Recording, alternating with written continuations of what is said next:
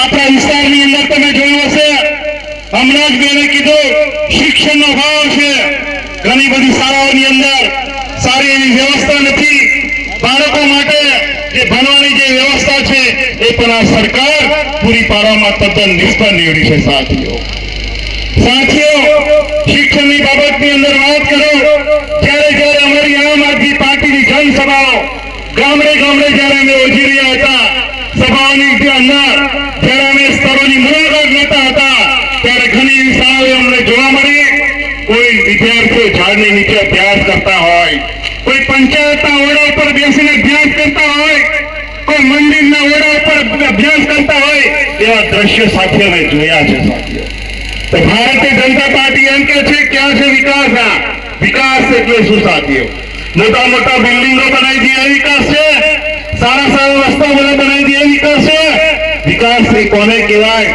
કે આપણો વિકાસ, આપણા બાળકોનો વિકાસ, આપણને રોજગારીની તકો મળે, આપણને સારું એવું શિક્ષણ મળે, સારું એવું આરોગ્ય મળે, એને વિકાસ કહેવાય. સાથીઓ મોટા મોટા બિલ્ડિંગો બનાવવાથી, મોટા મોટા ભવનો બનાવવાથી ત્યાં કર્મચારીનો અભાવ હોય ત્યારે શિક્ષણ સાથીઓ મળવાનું નથી.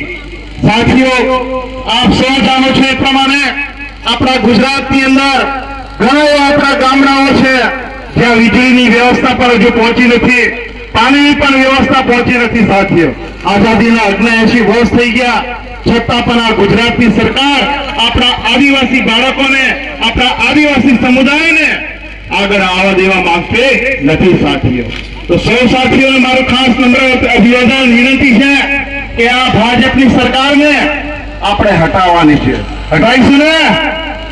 આ જે ઇલેક્શન છે, જયારે વિસાવદરનું ઇલેક્શન થયું ને, એને કયું ઇલેક્શન, કઈ ક્રિકેટ મેચ કીધી હતી ખબર છે તમને? સેમીફાઈનલ કીધી હતી ને, સેમીફાઈનલ. આમ આદમી પાર્ટી ત્યારે સેમીફાઈનલ જીતી ગઈ.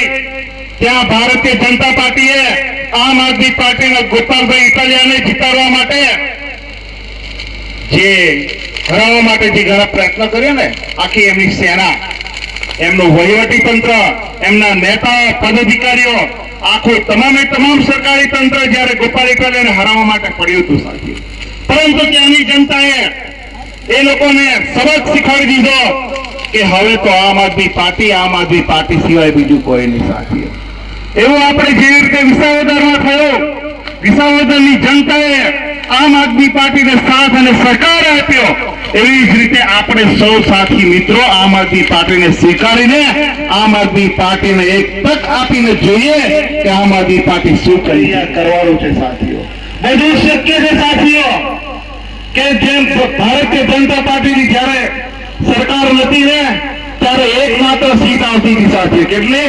આખા ભારત દેશની અંદર એકાદ સીટ આવતી હતી.